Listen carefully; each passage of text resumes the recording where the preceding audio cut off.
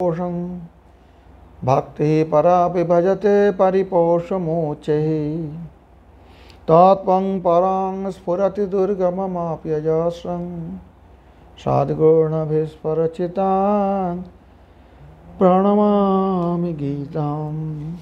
अथ श्रीमद्भगवद्गीता अथ अष्टादशाध्यायः।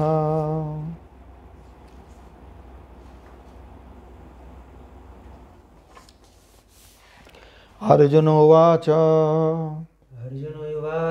सन्न्यासस्य महाबाहो तत्त्वमिच्छामि वेदितुम्।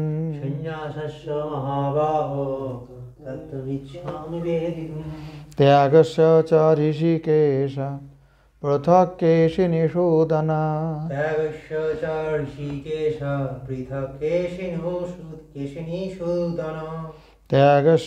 ऋषिकेश पृथक् केशिनिषूदन।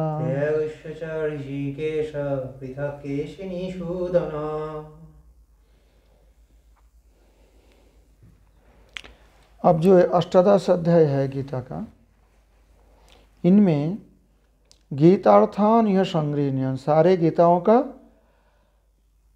अर्थ तात्पर्य सार संग्रह करके यहाँ पर सब कुछ बताया भगवान श्री कृष्ण ने संक्षेप में।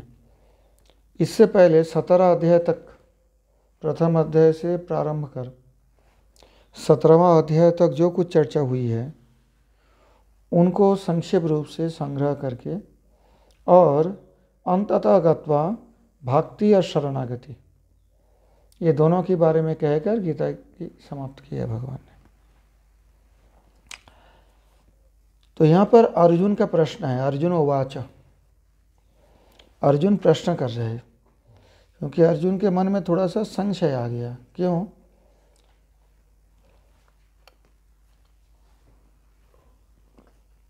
हे महाबाहो सन्यासस्य, हे ऋषिकेश, हे केशिनिषूदन।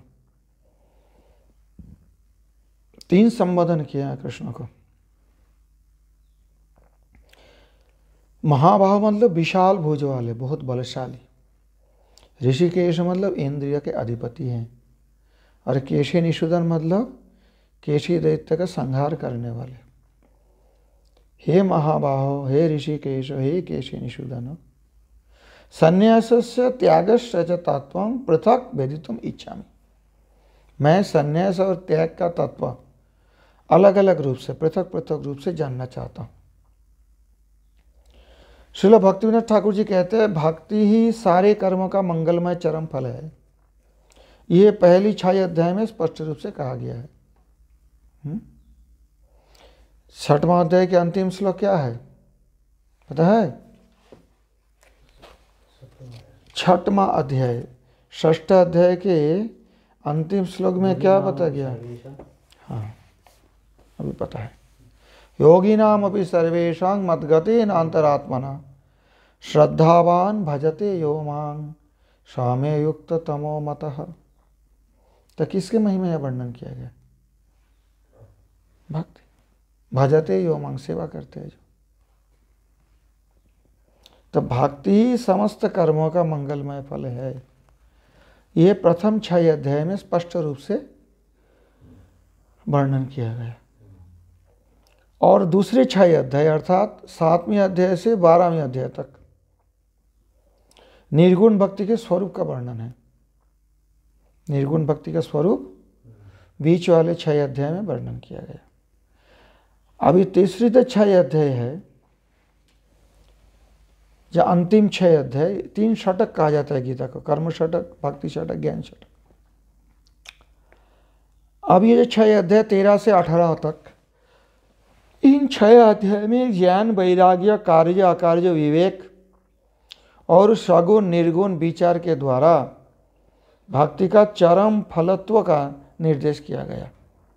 यहाँ भी वही बात है, परंतु ज्ञान, वैराग्य, कार्य अकार्य का विवेक एवं सगुण निर्गुण का विचार विश्लेषण के द्वारा भक्ति का ही चरम फल के रूप में निर्देश किया गया है।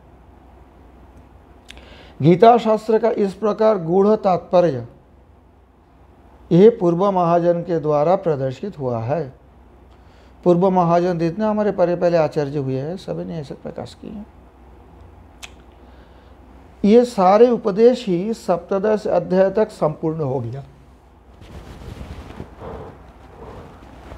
17 अध्याय तक ये सारे उपदेश गीता का संपूर्ण हो गया। भक्तिनाथ ठाकुर जी सब आचार्य जी कहते हैं, ऐसी बात नहीं। शंकराचार्य शुरू करके जितने सारे भाष्य हैं प्राय में देखना अष्टादश अध्याय में बस गीतार्थों का संक्षेप में ग्रहण करके फिर करके भगवान सार बता रहे हैं। अर्थात 17 अध्याय तक गीता के उपदेश संपूर्ण हो गया। गीता का उपदेश संपूर्ण हो गया। वो श्रवण कर 17 अध्याय तक श्रवण कर अर्जुन पुनः अर्जुन महाशय मतलब महान आशय जिनका बहुत बड़े दिल वाले अर्जुन ने पुनः संक्षेप में उपसंहार के रूप में वो सारे तत्व सुनने की इच्छा कर आप प्रश्न किया है। हे ऋषिकेश, हे केशी निषूदन, संन्यास और त्याग ये दोनों शब्द का तात्पर्य मैं पृथक रूप से सुनने की इच्छा करता हूँ, सुनना चाहता हूँ। बड़ा सावधानी से अष्टादश अध्याय को समझना, क्यों कि इसमें बहुत सारे सूक्ष्म विचार विवेचन हैं जो पहले अध्याय में विस्तार से किया गया है। श्रील बलदेव विद्याभूषण जी का भाष्य देखो। गीतार्थान यह संगृह्यन हरिराष्टादशे खिलान भक्तेस्तत्र प्रपत्तेश्च स्वब्रवीद अति गोप्यताम। अर्थात गीता को सारे तात्पर्य अर्थ यहाँ संग्रह करके भगवान अष्टादश अध्याय में सारे अर्थ उल्लेख करके भक्ति और शरणागति के जो अति गोप्यता परम रहस्यमय है भक्ति और शरणागति, ये अष्टादश अध्याय में बताए हैं। अति गोप्य सर्वगुह्यतमं अष्टादश अध्याय। अब तक तो गुह्यतमं बताए, गुह्य बताए, या सर्वगुह्यतमं भूय आगे श्लोका में।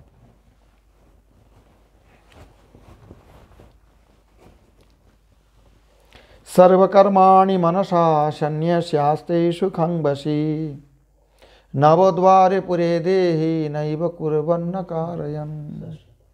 पहले श्लोक है ना।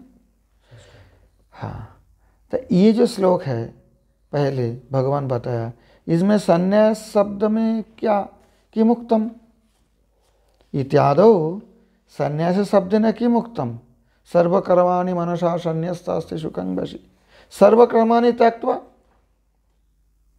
इसमें तो संन्यास के मतलब होता है सारे कर्मों को छोड़ दो। संन्यास्ते सुखं बसी नवद्वारे पूरे देही नैव कुर्वन्न कारयन्। यहाँ पर तक्त्वा कर्म फलासंगं नित्य तृप्त निराश्रय कर्मणि अभी प्रवृत्व भी नैव किंचित करोति स। यहाँ पर त्याक्त्वा तो त्याग शब्द का यहाँ तात्पर्य बताए भगवान। तत्व कर्म फलासंगम इत्यादि त्याग शब्देन च किमुक्तं भगवता। एक जगह तो भगवान संन्यास शब्द से क्या बताना चाहते हैं, और दूसरे जो श्लोक है तक्त्वा कर्म फलासंगम नित्य तृप्त निराश्रय, इस त्याग शब्द से भगवान क्या कहना चाहते हैं, भगवान के द्वारा क्या कहा गया है। तत्र संध्या न अर्जुन पृच्छति। उसके बारे में जब संदेह उपस्थित हुआ तब अर्जुन ने यह प्रश्न किया। क्या प्रश्न किया? संन्यासस्य इति संन्यासस्य महाबाहो तत्त्वमिच्छामि वेदितुं त्यागश्च च ऋषिकेश पृथक् केश निषूदन। संन्यास त्याग शब्द शैलतरु शब्द इव विजातीय अर्थौ किंबा कुरु पांडव शब्द इव सजातीय अर्थौ। ये प्रश्न है, ये दोनों क्या संन्यास और त्याग शब्द विजातीय शब्द है क्या? विजातीय शब्द क्या होता है? एक शैल और एक तरु वृक्ष, वृक्ष और एक पत्थर विजातीय है, अलग अलग शब्द, एक जैसा जातीय नहीं है। और कुरु पांडव बताओ, तो पांडव भी तो कुरु वंश के ही है, तो ये सजातीय शब्द है। तो ये क्या विजातीय शब्द के अर्थ में है अथवा सजातीय अर्थ में है? संन्यास और त्याग आपने बताया नहीं, आपने अलग अलग रूप से बताया। सर्वकर्माणि मनसा संन्यस्यास्ते सुखं वशी नवद्वारे पुरे देहि नैव कुर्वन्न कारयन्। और फिर त्यक्त्वा कर्म फलासंगं नित्य तृप्त निराश्रय कर्मण्यभिप्रवृत्तोऽपि नैव किंचित करोति सः। तो करने भी कुछ नहीं होता है, करने पर भी कुछ नहीं करते हैं।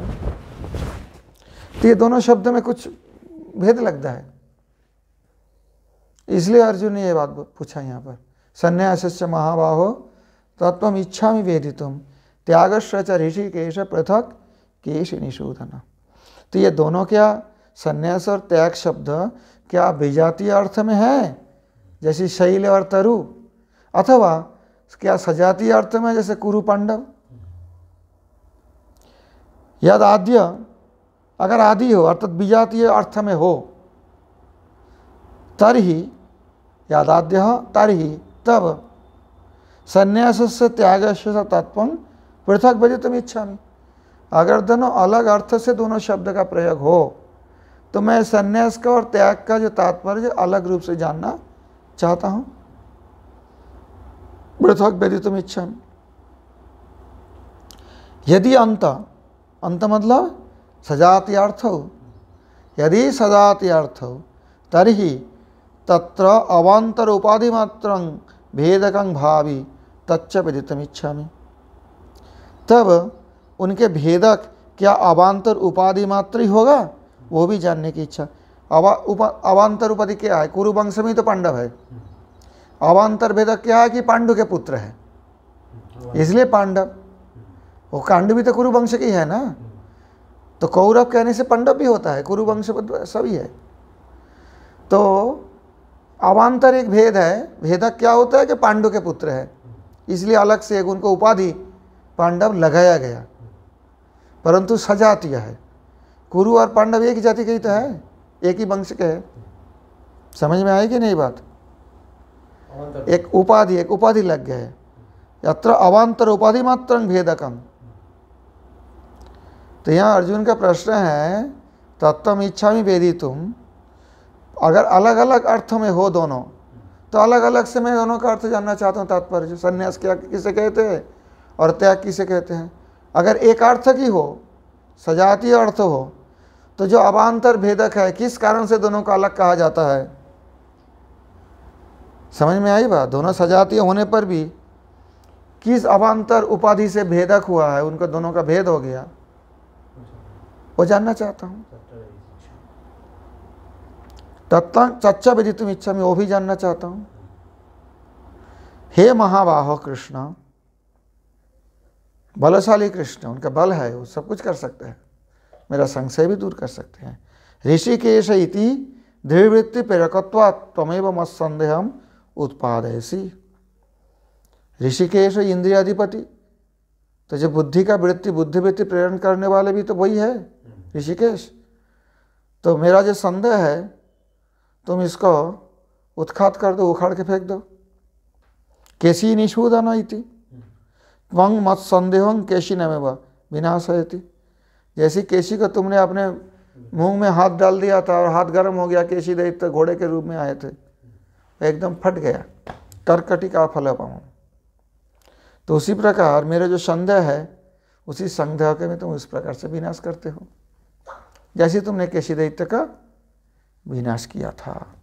इसलिए भगवान को तीन संबोधन की, हे महाबाहो, हे ऋषिकेश, हे केशी निषूदन। आदि शंकराचार्य जी भी वही तात्पर्य बताया, केशी दैत्य वध करने वाले। तो उसके मतलब श्रीमद् भागवत आदि शंकराचार्य से पहले से है, नहीं तो कैसे पता केशी दैत्य का भगवान हत्या किया।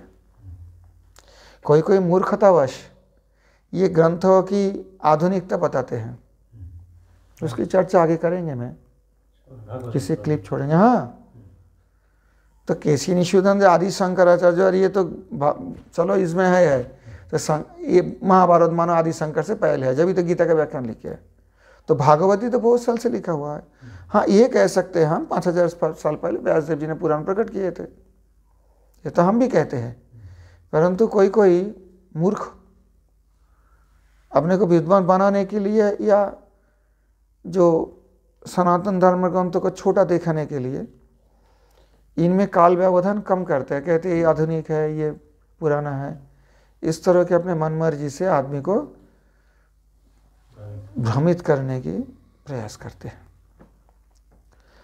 जब शंकराचार्य हुए केशी, तो उनका केशी निषूदन ही बताया, केशी निषूदन, तो उसका मतलब क्या है? महाभारत युद्ध से पहले भगवान ने केशी द्वितीय वध किया,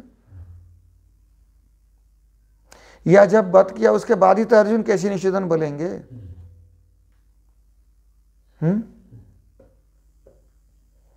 और भागवत में है जब शंकराचार्य भी मानना पड़ा उनको।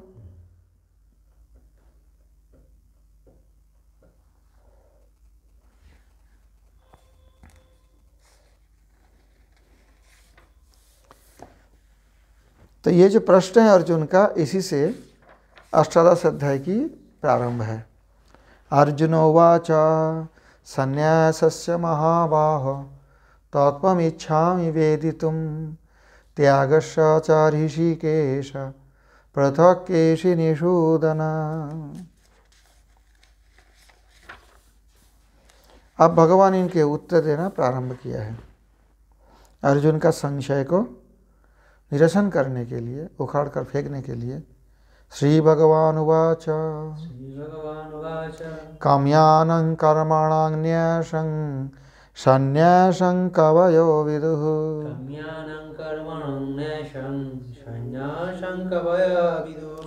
सर्वकर्मफलत्यागं प्राहुस्त्यागं विचक्षणाः।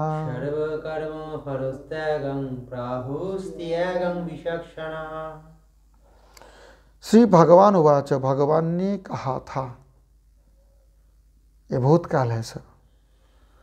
विचक्षणाः कवयः, निपुण पंडित जो है, अच्छे विद्वान, विद्वान तो बहुत है लेकिन सब विचक्षण नहीं, एक्सपर्ट नहीं है।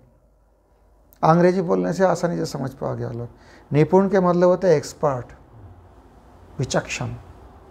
कवयः, कवि के मतलब एक अभी साधारण जनता समझता है कविता लिखने वाले, लेकिन कवि का जो तात्पर्य है संस्कृत में मुख्य अर्थ में, काव्य लिखने वाले भी कवि है निस्संदेह, परंतु कवि के मतलब होते हैं विद्वान व्यक्ति।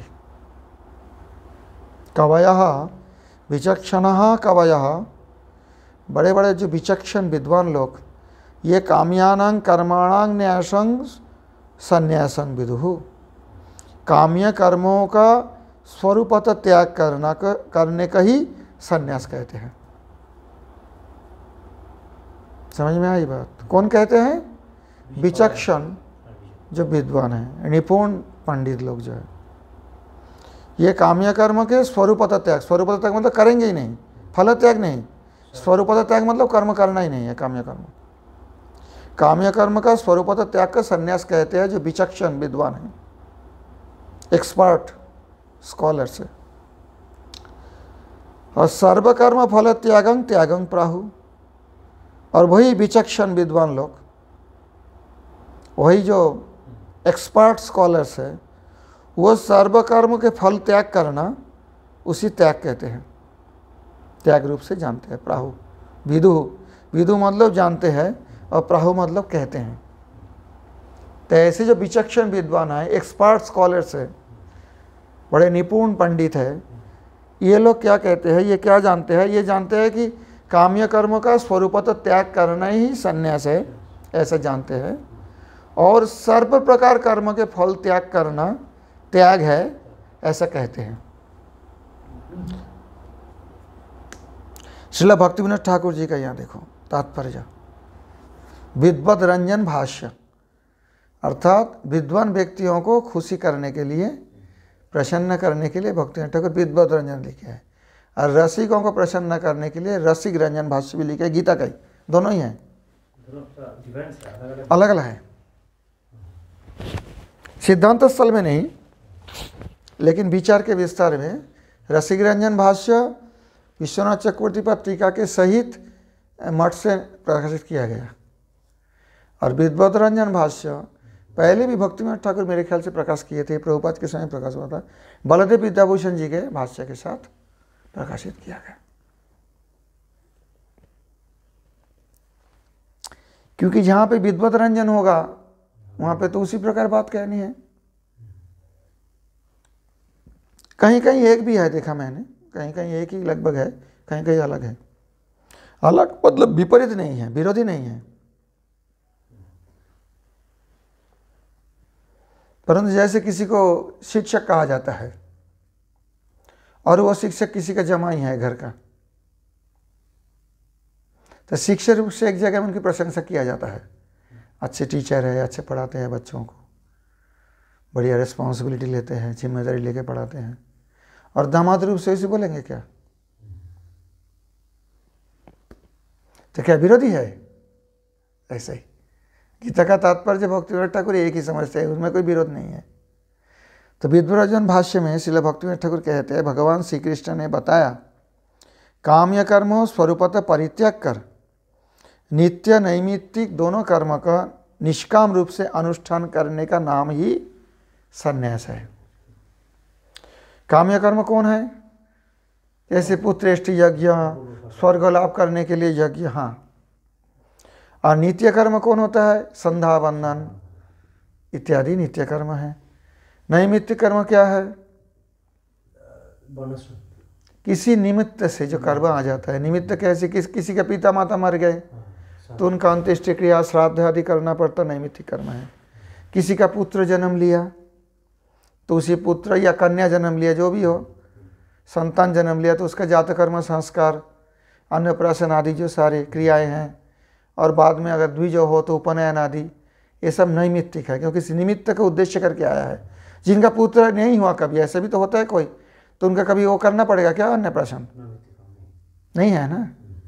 तो इस प्रकार से निमित्त करके जो आते हैं, निमित्त चले जाने के बाद वो नहीं रहेगा। मतलब एक पुत्र का तो एक ही बार अन्नप्राशन करेंगे ना, समझ में नहीं आई बात? ऐसे तो नैमित्तिक का नित्य कर्म का जो निष्काम रूप से अनुष्ठान करना, काम्य कर्म बिल्कुल ही नहीं करना, उसका नाम है संन्यास। अच्छी तरह से समझो, क्योंकि आगे जाके नहीं तो कंफ्यूज हो जाओगे। और नित्य नैमित्तिक और सर्व प्रकार के काम्य कर्म का अनुष्ठान करने के बावजूद भी सभी कर्मों का फल त्याग करने का नाम ही त्याग है।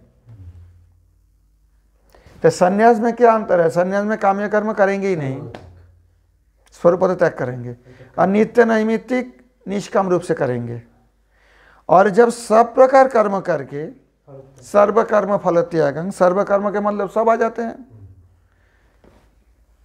समझ में आई? काम्यानां कर्मणां त्यागं संन्यासं कवय विदु। काम्य कर्म का त्याग करना संन्यास, तो नित्य नैमित्तिक कर रहे हैं निष्काम भाव से, वो संन्यास है। सर्व कर्म फल त्यागं, उसका मतलब सर्व कर्म करेंगे लेकिन फल नहीं लेंगे, फल त्याग करेंगे। सर्व कर्म में नित्य नैमित्तिक और काम्य तीन प्रकार ही आता है। निषिद्ध कर्म की तो सवाल ही नहीं आता है, वो तो फिर पाप है। तो नित्य नैमित्तिक और सर्व प्रकार काम्य कर्म अनुष्ठान करने पर भी सर्व कर्मों को फल त्याग करने का नाम ही त्याग है। विचक्षण कवि लोग, अर्थात विचक्षण विद्वान जो एक्सपर्ट स्कॉलर्स होते हैं, वे इस प्रकार से संन्यास और त्याग का पार्थक्य बताए हैं।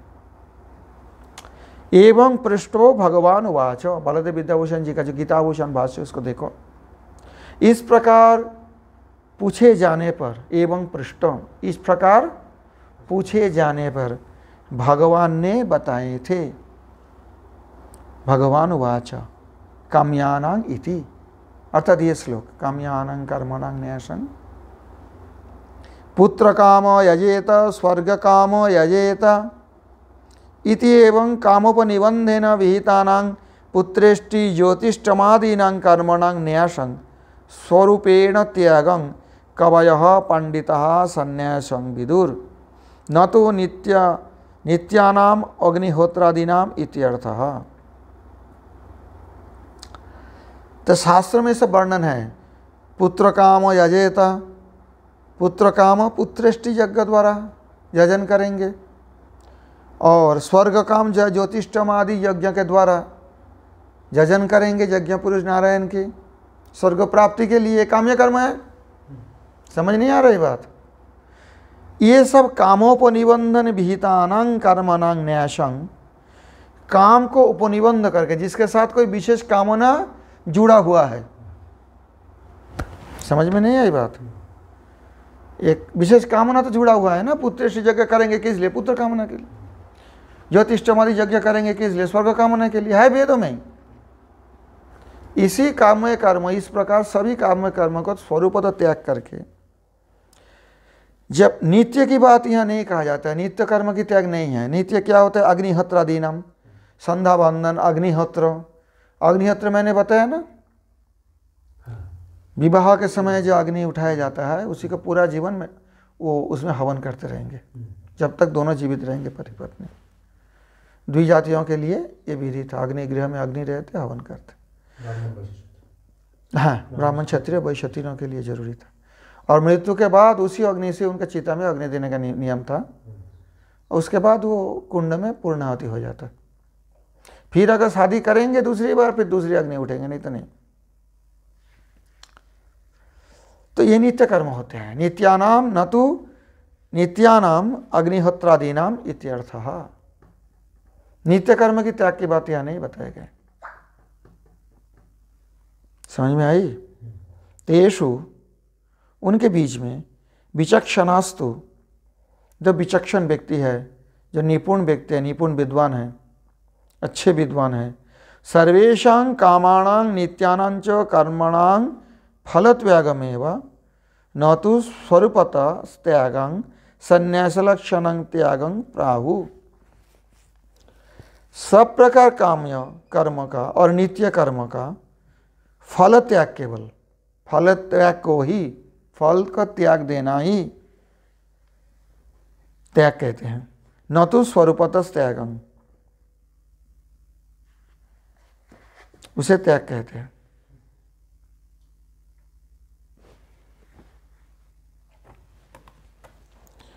समझ में नहीं आई बात? संन्यास लक्षणं त्यागं।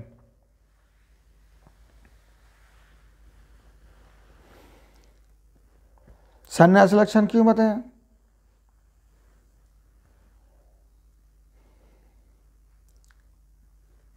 देखूं कैसे जवाब दो।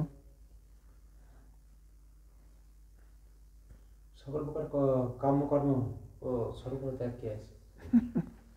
लक्षण क्या कहते हैं? जिसके द्वारा किसी का लक्षित किया जाता है। गौ शब्द द्वारा एक पशु का लक्षित किया जाता है, उसी पशु का गौ कहा जाता है, गौ शब्द से।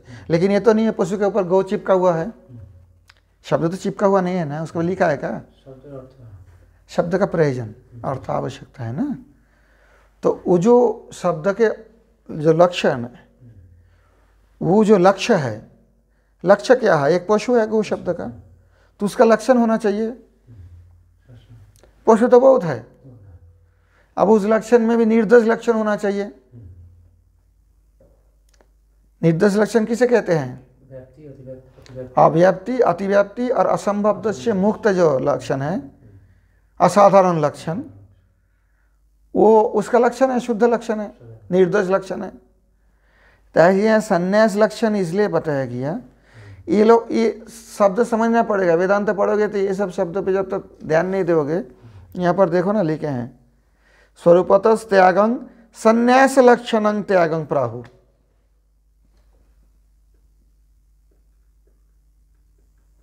संन्यास लक्षणम, सम्यक प्रकार से न्यास करना, यही उसका लक्षण है। सम्यक प्रकार से न्यास करना उसका संन्यास लक्षणम। सर्वकर्माणि मनसा संन्यस्यास्ते सुखं वशी नवद्वारे पूरे देहि नैव कुर्वन्न कारयन्। और फिर वहाँ कहते हैं त्यक्त्वा कर्म फलासंगं नित्य तृप्त निराश्रय कर्मणि अभिप्रवृत्तो अपि नैव किंचित करोति स। तो दोनों में जो असाधारण लक्षण है संन्यास का, वो क्या असाधारण लक्षण है? सर्वकर्माणि मनसा संन्यस्त आस्ते सुखं वशी। और ये त्याग जो है, त्याग भी संन्यास लक्षण से लक्षित होता है। क्यों? वहां भी तो कर्मफल त्याग करते हैं, कर्म करने पर भी तो कर्म नहीं करते हैं ना। लक्षण क्या हो गया फिर? कर्मफल का स्पर्श लक्षण हो गया।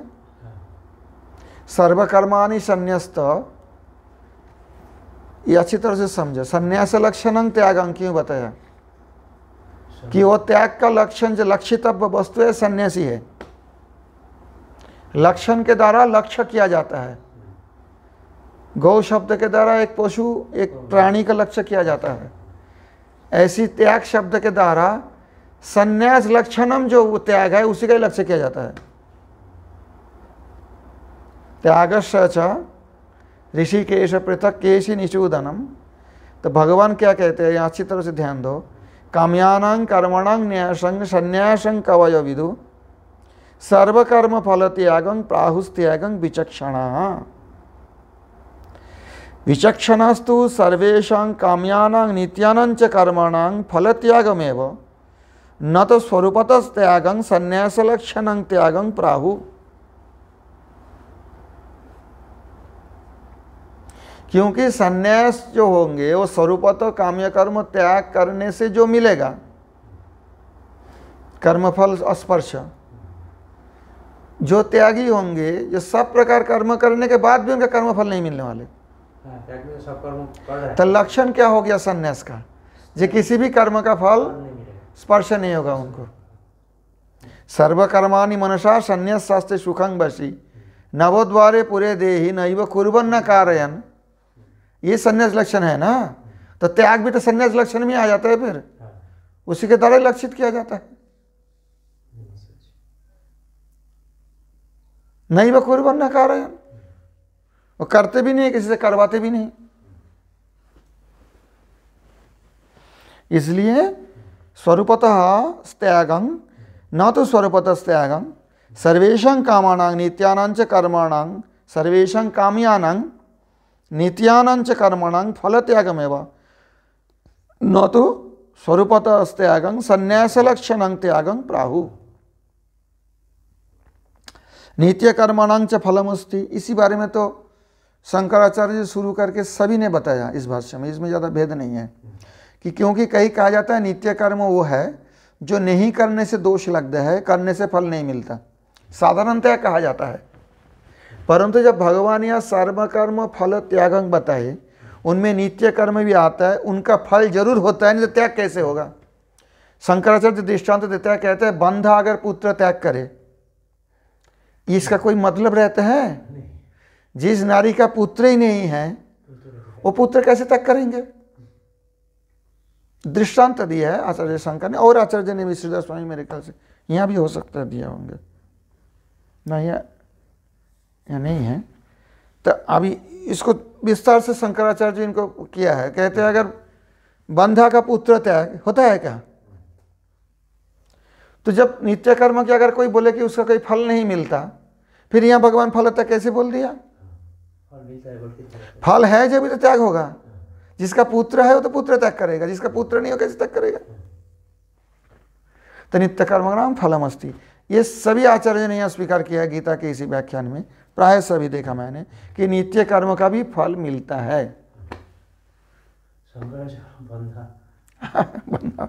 बंधा ना पुत्र त्याग, बंधा नारी क्या पुत्र त्याग करेगा?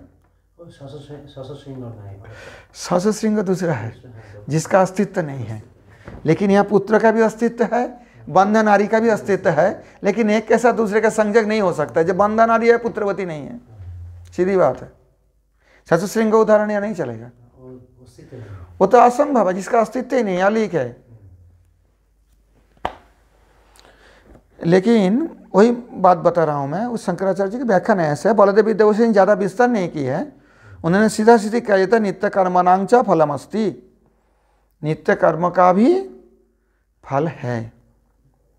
कर्मणा पितृलोको धर्मेण पापम अपनुदति इत्यादि श्रवणात्। कर्म द्वारा पितृलोक जाओगे धर्म पालन से, ये जो संध्या बंदन करने से प्रार्थना ही करते स्मार्त लोग, मेरा सारे पाप नाश हो जाए, दिवस कृतं पापं रात्रि कृतं पापम उदरेण शिष्णा इत्यादि जो संकल्प करते हैं, उसी में ही तो उद्देश्य रहता है कि मैं दिन में जो पाप किया हूँ, रात में जो पाप किया हूँ, मुख से पाप किया हूँ, पेट से पाप किया हूँ, शिष्णा से पाप किया हूँ, सबके सब नाश हो जाए, तो फलता है।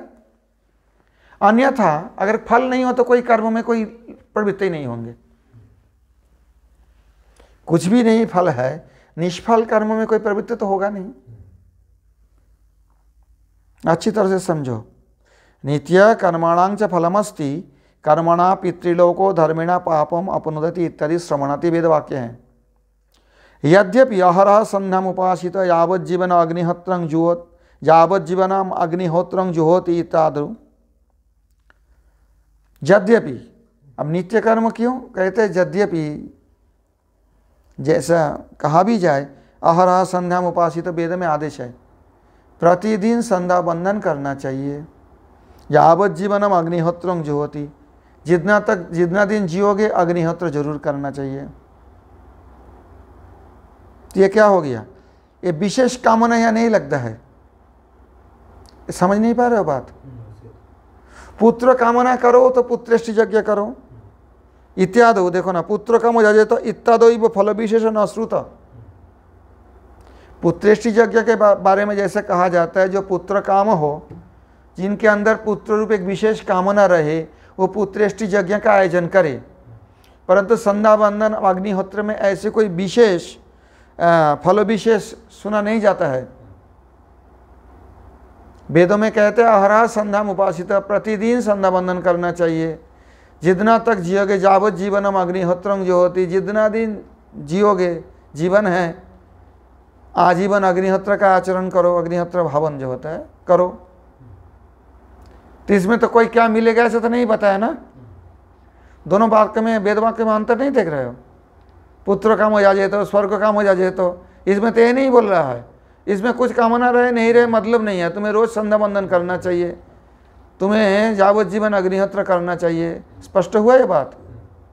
इसमें विशेष फल नहीं सुना जाता है, फल विशेष न श्रुता। तथापि विश्वजीता यजेत इत्यादो इव विधि किंचित फलम आक्षिपे देव।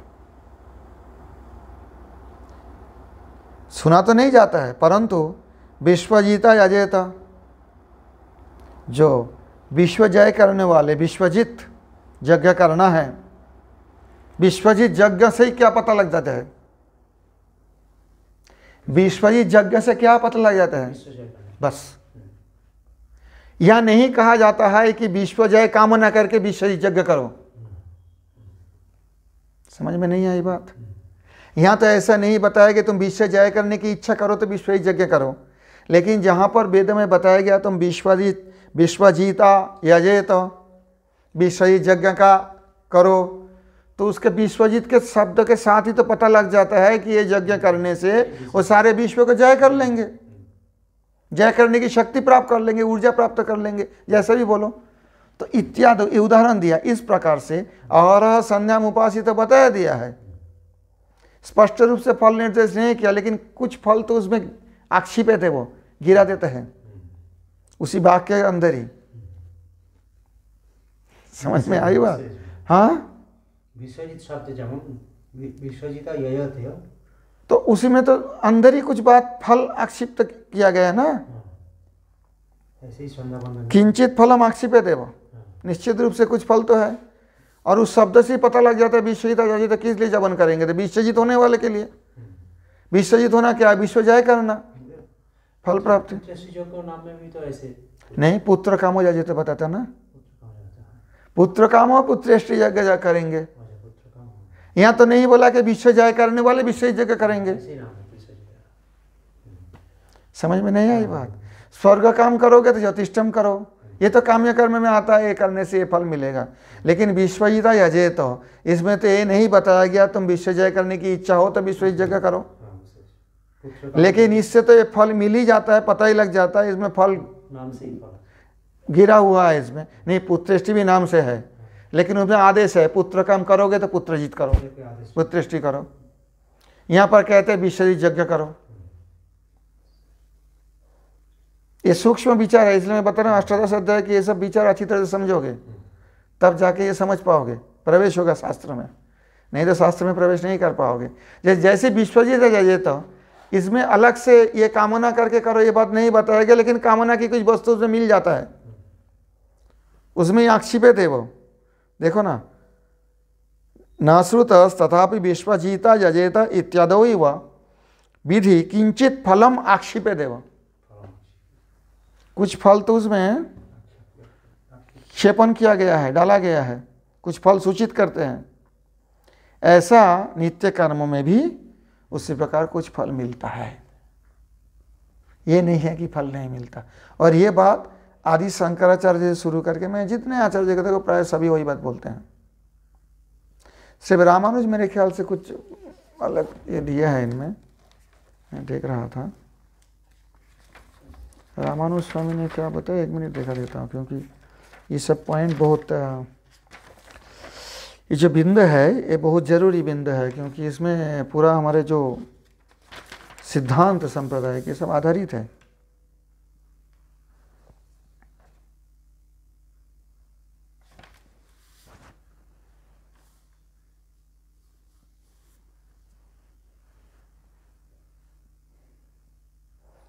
अत्र शास्त्रीय त्यागो काम्यकर्म स्वरूप विषय सर्वकर्म फल विषय इति विवादं प्रदर्शयन्। त्याग किससे करेंगे, काम कर्म का स्वरूप तो त्याग करेंगे या सर्वकर्म फल के त्याग करेंगे। एकत्र संन्यास शब्दम इतरत्र त्याग शब्दम प्रयुक्तमान, एक जगह में संन्यास शब्द का प्रयोग हुआ है ना, दूसरी जगह में त्याग शब्द का प्रयोग हुआ। अतः त्याग संन्यासी शब्दयो एकार्थत्वम अंगीकृतम इति ज्ञायते। इसलिए भगवान ने संन्यास और त्याग शब्द का एक ही अर्थ स्वीकार किए हैं। अभी इनमें ये जो नित्य कर्म का जो फल है, नियतस्तु संन्यास कर्मणो नोपपद्यते, असद यहाँ पर जो कहते हैं परस्परो पर्यायत दर्शनाच तयो एकार्थत्वं प्रतीयते इति निश्चीयते। कहते हैं एक दूसरे का पर्याय रूप में देखा जाता है। वही बात बलदेव विद्याभूषण जी और थोड़ा संक्षेप में बताया दिए हैं। संन्यास लक्षणं त्यागं, पर्यायवाची हो जाता है लगभग, क्योंकि एक लक्षण तो दोनों में एक ही है। क्या लक्षण है, कर्म फल त्याग करना। चाहे स्वरूप तो काम्य कर्म का त्याग किया हो या स्वरूप तो त्याग नहीं किया हो, फल तो किसी को मिलने वाला नहीं। तो ये दोनों में संन्यास का लक्षण जो है वो एक ही लक्षण है। तो जब एक ही लक्षण है तो लक्ष्य वस्तु कौन होता है, एक ही होगा। गौ का लक्षण तो एक ही होगा, शासनाधिपत्यम। तो एक ही गौ का अब दूत और किसी तरह से बोलो और किसी तरह से बोलो वक्त पता लगा है, परंतु लक्षण जब एक है तो एक ही लक्षण से एक ही वस्तु का ही लक्ष्य किया जाता है। हाँ, लक्ष्य जो है संन्यास लक्ष्य, और त्याग का भी वही लक्षण लक्ष्य करते हैं। जब दोनों को एक ही लक्षण लक्ष्य करते हैं उसका मतलब दोनों एक ही वस्तु है, पर्यायवाची है। गाय का जो लक्षण लक्ष्य करते हैं गाय को, वो लक्षण भैंस का लक्ष्य नहीं करेंगे। इसका मतलब गाय और भैंस अलग अलग प्राणी हैं। या बकरी का लक्ष्य नहीं करे या घोड़े का लक्ष्य नहीं करे। समझ में आई बात। लेकिन अगर गाय को तुम शासनावत कह दो अथवा कुजवत कह दो, वो जो ककुदवत, तो दोनों में गाय का ही होता है और कहीं तो होता नहीं। दोनों प्रकार से एक ही लक्षण में जो है, एक ही लक्ष्य में लक्षण दिया जाता है, एक ही लक्ष्य का लक्षित किया जाता है लक्षण के द्वारा। जब एक ही लक्ष्य है तो संन्यास और त्याग दोनों का एक ही लक्ष्य है। शब्दों का क्या है वो, कर्मफल त्याग। कर्मफल त्याग ये मुख्यतया है, चाहे कर्म त्याग करे चाहे ना करे। हाँ, परंतु इसमें एक देखा था मैंने, वही देख रहा था मैं।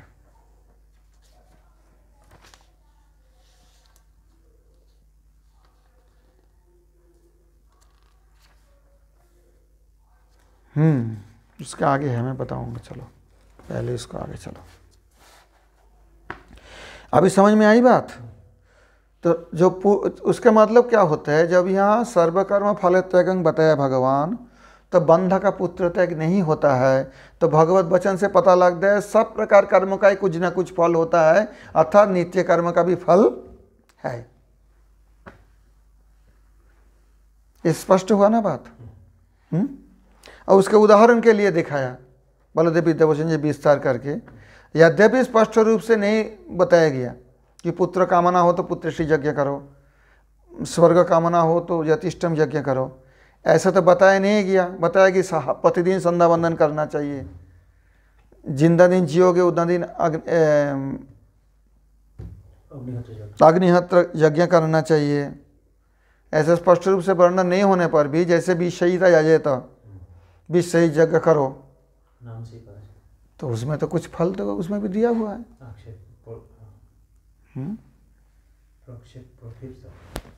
आक्षिप्त सम्यक प्रकार है ना, क्षिप्त कुछ कुछ डाला गया है। इतर था, इसमें और एक बात है, देखो इतर था, अगर मान लो कुछ है ही नहीं, संध्या वंदन में कुछ है ही नहीं करके, और जो आपको अग्निहोत्र करके कुछ फल नहीं है, ऐसा हो तो पुरुषो प्रवृत्ति अनुपपत्तिर दुष्परिहरता पत्ति ही, तब किसी व्यक्ति का उसमें प्रवृत्ति होगा नहीं। किस लिए करेंगे, किस लिए करेंगे फिर संध्या प्रतिदिन, किस लिए करेंगे फिर अग्निहोत्र, फल भी ना उसमें, पुरुष मतलब यहाँ जीव मात्र के बताया गया, प्रवृत्ति हो गई नहीं। समझ में आई बात।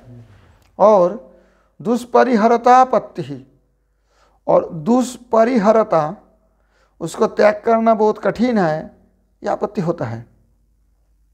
यह आपत्ति जो है दुष्परिहरता नहीं, यहाँ तो पुरुष प्रवृत्ति अनुपपत्तिर दुष्परिहरता पत्ति ना, ये अर्थ गड़बड़ है इसमें।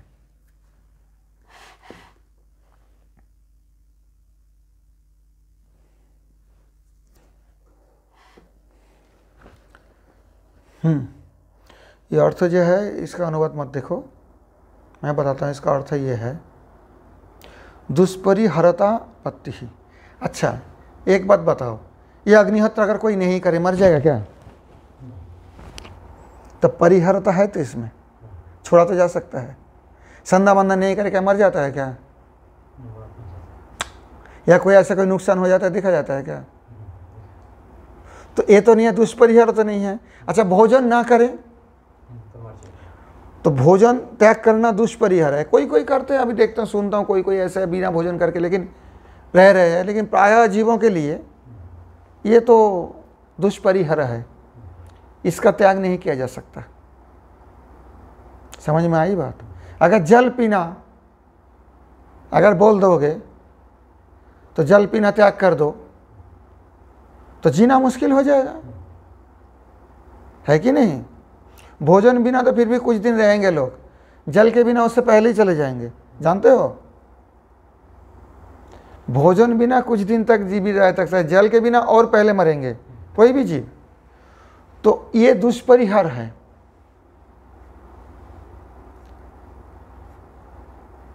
अगर ऐसी बात होते तो यह भी दुष्परिहार होता है कि जो जीवन के साथ एकदम जोड़े हुए है।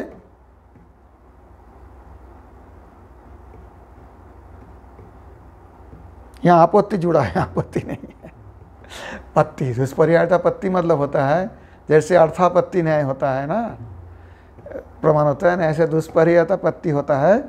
दुष्परिहारता उसमें आ जाएगा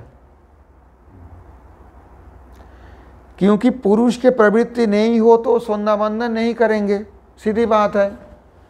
किसी जीव का प्रवृत्ति नहीं हो तो अग्निष्टम भी नहीं करेंगे काम्य कर्म, और नित्य अग्निहोत्र भी नहीं करेंगे। ये तो नहीं है ऐसे किए बिना रह नहीं सकता, ऐसा तो नहीं है ना। तो फिर क्यों करते हैं? भोजन किए बिना पानी पिए बिना रह नहीं सकते हैं, श्वास लिए बिना जीव रह नहीं सकता है मनुष्य, तो वो तो दुष्परिहार है। तो इसमें क्या दुष्परिहारता आपत्ति होगा? ऐसा तो नहीं है ना। समझ में आई बात। इसका अनुवाद में गड़बड़ कर दिया, ये सब समझने के लिए कठिन है, मैं बता रहा हूं ना। इसका अनुवाद का मत फॉलो करना। अनुवाद में देखो ना क्या दिए हैं, दुष्परिहारता यहाँ कह दिया। ये आपत्ति दुष्परिहार होता है, कोई व्यक्ति का प्रवृत्ति नहीं आएंगे, बात वो नहीं है। उसमें दुष्परिहारता आ जाएगा। कोई बोलेंगे इच्छा नहीं हो तो भी करना चाहिए, इच्छा नहीं हो क्यों करेंगे? अगर इच्छा नहीं हो भोजन करना पड़ता है, क्योंकि मरेंगे नहीं तो वो दुष्परिहार है। तो ये समझ अच्छी तरह से। इतरा था मतलब अगर कुछ फल इसमें नहीं हो तो पहली बात तो लोगों का प्रवृत्ति आएगी नहीं उसमें। अगर बोलेगे प्रवृत्ति नहीं है तो भी करना पड़ेगा, नहीं तो जी नहीं सकता, फिर दुष्परिहारता हो जाएगा, वो भी तो है ही नहीं। समझ में? दोनों तरफ से देखा जाता है। ये जो दर्शन है, भारतीय दर्शन, इस प्रकार से हर चीज को देखते हैं। एक तरफ से देखोगे कि ये शास्त्र में नित्य कर्म रूप से आदेश दिया है, कोई स्पष्ट फल की बात बताया नहीं है, आदमी करेंगे क्यों? जब कुछ मिलेगा तो नहीं, प्रवृत्ति नहीं होगा। अगर कहेंगे वो छोड़ के नहीं बच सकता, ये भी गलत बात है। वो कहाँ से बात है? वो तो दुष्परिहार नहीं है, दुष्परिहार तो नहीं है, फिर छोड़ ही देते आदमी। प्रवृत्ति क्यों होगा? अगर कोई फल नहीं मिलेगा, फल नहीं है तो प्रवृत्ति क्यों करेंगे? छोड़ने से भी तो मर भी नहीं जाएगा ना, दुष्परिहार नहीं है, नहीं कर रहे नहीं कर जी सकते हैं, और आदमी भी नहीं कर रहे तो क्या हो गया? तो पवित्र हो रहा है बस, तो उसका मतलब उसमें कुछ फल है। दोनों तरफ से आता है। तथा च काम्य कर्मणां स्वरूपतः त्याग, नित्य कर्मणां तो फल त्याग संन्यास शब्दार्थ। ये इसका पूरा जीस्ट सार अब कह रहे, सुनो। तथा च तब काम्य कर्मणां स्वरूपतः त्याग, नित्य कर्मणां तो फल त्याग संन्यास शब्दार्थ। बस यह नैमित्तिक कर्म इसलिए नहीं बताया, कोई ऐसा भी तो है जिसका परिवार भी नहीं है, पुत्र भी नहीं है, माता पिता हम जैसे छोड़ के बैठे हैं, हम कोई नैमित्तिक कर्म करते हैं क्या? हम जैसे मठ में आ गए, अगर किसी का माता पिता जीवित भी हो, मरने के बाद जो मठवासी हो गए या जो संन्यास ले लिया, उसका फिर तो श्राद्ध क्रिया तो नहीं रहते हैं ना, उसके लिए कुछ क्रिया नहीं होता है। और उसका पुत्र भी नहीं होता तो गृहस्थी नहीं है, फिर इसे नैमित्तिक कर्म कुछ भी नहीं है देखा जाए तो। जो व्यवहार छोड़ देते हैं उसका नैमित्तिक कर्म नहीं होता है। तो इसलिए नित्य की विशेष रूप से बताया, लेकिन इसके साथ नैमित्तिक भी जोड़ लेना चाहिए। जो गृहस्थी आश्रम में है, वर्णाश्रम मर्यादा में रहते हैं, नित्यानांग के मतलब नित्य नैमित्तिक कर्माणांग। समझ में आई बात? परंतु जो उस प्रकार व्यवहार छोड़ के संन्यास आश्रम में आ गए, उनका नित्य कर्म होता है और काम्य कर्म भी होता है। काम्य को तो स्वरूप त्याग करेंगे, नित्य कर्मणांग तो फल त्याग संन्यास शब्दार्थ। अब समझ में आई बात? संन्यास शब्द का क्या अर्थ होता है? सम्यक न्यास, सम्न्यास संन्यास। सर्वेषां कर्मणां फलेच्छं त्यक्त्वा अनुष्ठानं खलु त्याग शब्दार्थ। और सब प्रकार कर्मों के फल की इच्छा त्याग कर अनुष्ठान को ही त्याग शब्द का अर्थ होता है। बस स्पष्ट है। लक्षण एक ही होता है, क्या है? दो शब्द का लक्षण है त्याग, फल त्याग। बस अर्थात मानो कोई गृहस्थी है, उसे भी त्यागी कहा जा सकता है अगर वो काम्य कर्म भी करे, पुत्रेष्टि यज्ञ आदि भी करे, फल कामना नहीं करके, और नित्य नैमित्तिक कर्म भी करे जो कि गृहस्थी के लिए आवश्यक भी है, परंतु अगर वो फल त्याग करके करे तो वो संन्यास लक्षण में ही रहते हैं। हालांकि संन्यास नहीं है वो। उसमें बताया ना एक, वो अभी तो बताया, क्या शब्द एक बताया यहाँ, देखिए याद, जैसे कुरु पांडव शब्दार्थ, अवांतर उपाधि, संन्यास उसमें एक अवांतर उपाधि कह सकते हो। लक्षण दोनों का एक ही है, और त्याग का एक अवांतर उपाधि कह सकते हो, है ना? उससे भेदक हो जाता है, बस इतना ही है। क्या समझ में नहीं आ रही बात? दर्शन पढ़ोगे तो इस प्रकार सूक्ष्म विचार में जाना पड़ेगा, लेकिन साधारण ऐसे हरि कथा बोलने को जो बोलते हैं इतना नहीं, क्योंकि जो श्रोता है उसकी समझने के लायक करके बोलना पड़ता है जो सब समझ पाए। लेकिन दर्शन में जाओगे, विद्वत सभा में बैठ कर विचार करोगे, ये सब सूक्ष्म विषय के बारे में जानकारी रखना बहुत जरूरी है। सर्वेषां कर्मणां फलेच्छं त्यक्त्वा अनुष्ठानं खलु खलु निश्चित रूपेण त्याग शब्दार्थ। बस हो गया। पूर्वोक्त रीत्या ज्ञानोदय फलस्य, इसी पहले की जो रीति बताया गया उसी अनुसार ज्ञानोदय फलस्य स्वत्वात् अप्रवृत्तिर दुष्परिहरत्वं प्रतिउक्तम। ये भी बहुत कठिन हो जाएगा। क्यों कि पूर्वोक्त रीति अनुसार तत्व ज्ञानोदय रूप फल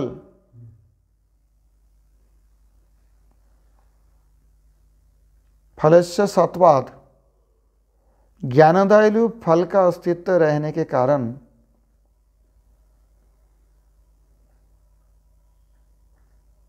अप्रवृत्तिर दुष्परिहरत्वं प्रतिउक्तम। अप्रवृत्ति और दुष्परिहरता दोनों पहले बताया ना। इस अर्थ में जो अनुवाद में उतना समझ नहीं पाओगे। हाँ, लेकिन इसकी बात समझे अच्छी तरह से। पहले बताया ना, उसमें प्रवृत्ति क्यों होगा? फल मिलेगा तब प्रवृत्ति होगा, नहीं तो अप्रवृत्ति होगा। और दुष्परिहरत तो होता है, मतलब फल मिले ना मिले, सांस लेने का कोई फल होता है क्या? बाह्य दृष्टि से कोई फल तो कोई नहीं देखता है, लेकिन सांस लिए बिना क्या जी सकते हैं? वो तो दुष्परिहर है। तो इसलिए इसमें कहते हैं पूर्वोक्त रीत्या, उसी रीति अनुसार, यज्ञादि में नहीं, यहाँ यज्ञादि ब्रैकेट में दे दिया, पता नहीं किस लिए कह रहे।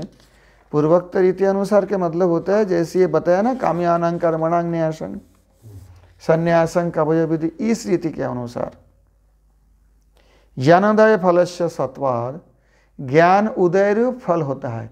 नित्य कर्म से करने से भी ज्ञान उदय होता है, नैमित्तिक कर्म से भी ज्ञान उदय होता है। तो ज्ञान उदय होना भी तो एक फल है, तो उसका मूल्य फल है, और वो दुष्परिहर नहीं है।